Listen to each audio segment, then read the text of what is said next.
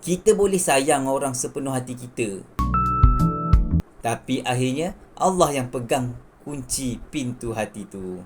Kalau dia tak izinkan, hubungan tu tak akan menjadi. Tapi kalau dia kehendaki, insya-Allah hubungan tu akan berjalan dengan lancar. Jadi bila diuji, ingat hati ni milik Allah. Kuatlah sebabnya Allah Maha tahu apa yang terbaik untuk diberikan kepada hamba-Nya.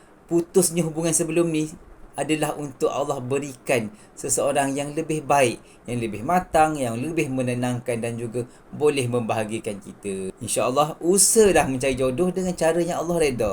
Niat kita kena betul. Janganlah kita main-main dalam mencari jodoh ni.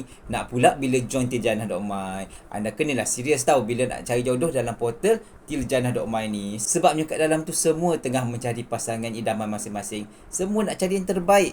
So, kena ada niat yang betul, kena ada usaha yang berterusan dan juga jangan putus asa, okey?